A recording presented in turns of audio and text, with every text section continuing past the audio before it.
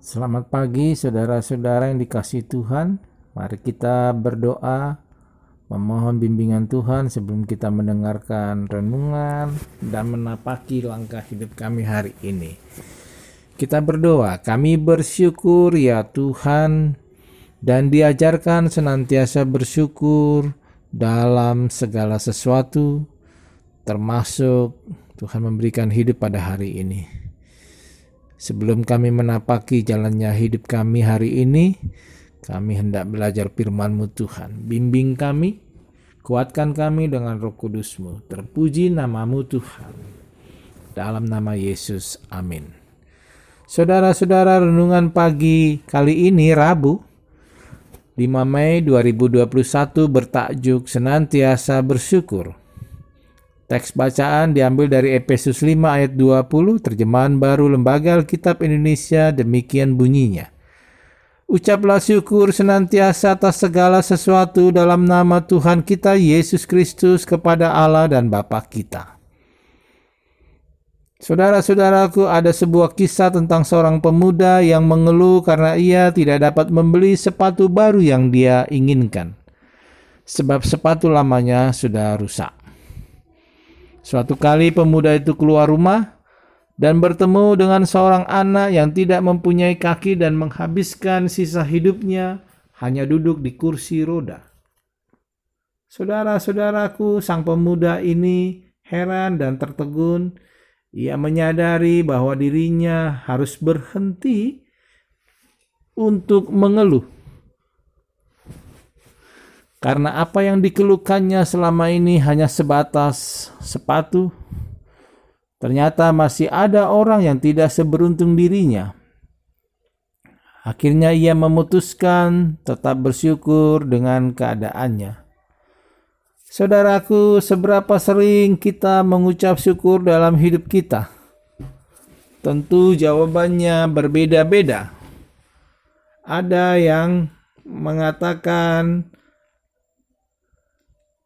bahwa saya sering mengucap syukur.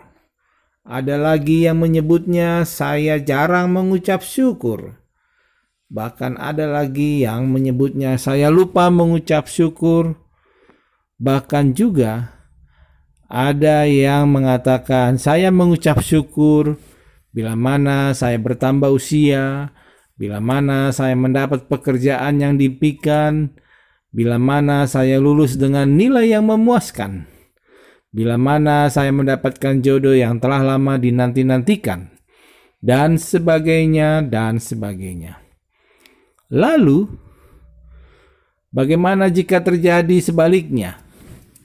Ketika kita dilanda duka cita, dirundung kerugian, dan situasi sulit apapun, mampukah kita mengucap syukur pada saat-saat seperti itu?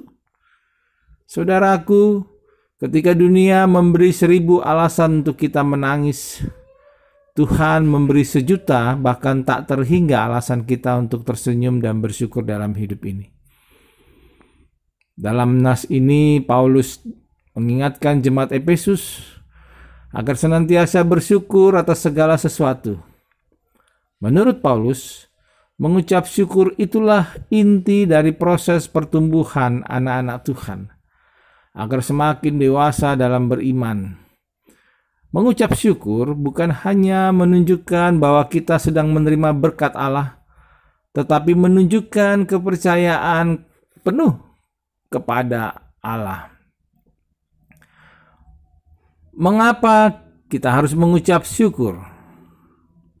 Ada beberapa hal yang dinyatakan Paulus. Yang pertama, kita mengucap syukur karena kasih Yesus Kristus. Alasan terbesar bagi kita untuk senantiasa bersyukur adalah kasih Allah di dalam Yesus Kristus yang telah dinyatakan kepada kita sebagai manusia berdosa. Yesus Kristus telah mengasihi kita, menyerahkan dirinya bagi kita untuk menebus dosa-dosa kita dari hukuman dosa. Efesus 5 ayat 6 sebagai pembanding saudara bisa lihat. Yang kedua, mengucap syukur karena penyertaan Allah. Setiap orang tentu memiliki beban hidup yang berbeda-beda. Nah, Rasul Paulus dalam bacaan kita hari ini ketika dia sedang berada dalam penjara, sementara mula-mula di jemaat Efesus sedang menghadapi pergumulan dan lingkungan sekitar, yaitu maraknya penyembahan berhala di Efesus. Keadaan ini membuat jemaat Efesus masih melakukan penyembahan terhadap dewa Artemis. Dewa Artemis atau Dewi Artemis ini adalah dewa kesuburan. Selain itu juga melakukan penyembahan dan tunduk kepada kaisar.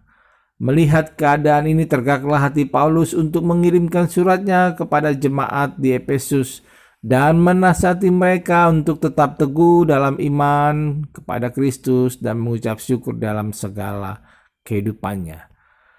Yang berikutnya, mengucap syukur karena pemeliharaan Allah atau Providentia Dei dalam bahasa Latinnya. Kekhawatiran dan ketakutan membuat kita lupa mengucap syukur kepada Allah. Justru kita dapat jatuh dalam tindakan yang bersungut-sungut akhirnya. Karena itu Paulus berulang kali menasihatkan jemaat mula-mula agar jangan khawatir tentang apapun, tetapi hendaknya menyatakan keinginan Allah dalam doa dan permohonan dengan ucapan syukur. Filipi 4 ayat 6. Nah, saudara-saudaraku, Nas hari ini mengajak kita senantiasa bersyukur untuk segala sesuatu di dalam nama Tuhan Yesus Kristus. Kata senantiasa ini menunjuk keadaan yang tidak ada batas waktu untuk selalu bersyukur dan dipengaruhi dengan berbagai macam tindakan. Tindakan mengucap syukur menjadi sebuah kebiasaan yang baik dalam hidup seseorang jika ia mau melakukan dan menghidupinya. Jika kita membiarkan diri kita terlalu dalam kesedihan, sakit hati oleh karena masalah silih berganti, keadaan ini akan merusak kita dan mengakibatkan kita tertekan dan akhirnya kita tidak mau mengucap syukur. Sekali lagi, selalu belajar hidup bersyukur, maka beban hidup yang berat terasa ringan. Tetap semangat, ikuti protokol kesehatan dan bersyukurlah kepada Tuhan sebagai ciri kita beriman. Selamat bergumul, selamat berjuang. Tuhan Yesus memberkati kita. Mari kita bersatu dalam doa. Kami sambut berkat-Mu Tuhan, dan biarlah nama Tuhan kami permuliakan dalam hidup kami untuk bersyukur kepada-Mu. Terpuji nama-Mu Tuhan. Berkati langkah hidup kami pada hari ini. Amin.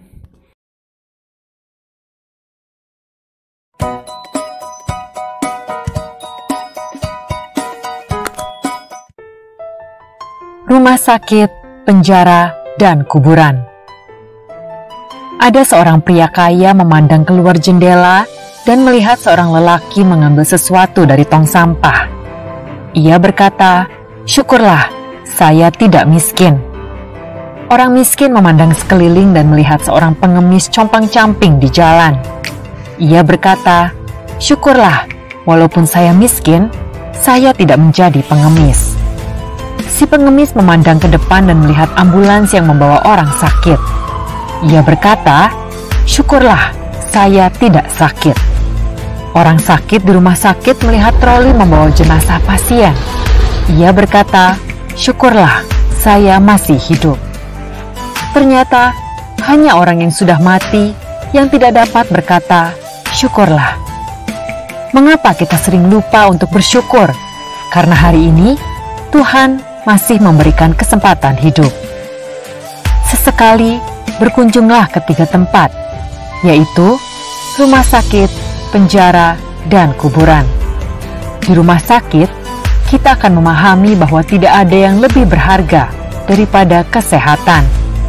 Di penjara, kita akan menyadari bahwa kebebasan adalah hal yang paling berharga. Di kuburan, kita akan menyadari bahwa hidup ini tidak berarti apa-apa. Karena tanah yang kita pijak hari ini akan menjadi atap kita di esok hari. Selagi kita masih diberi waktu dan kesempatan, perbanyaklah berbuat baik pada orang lain.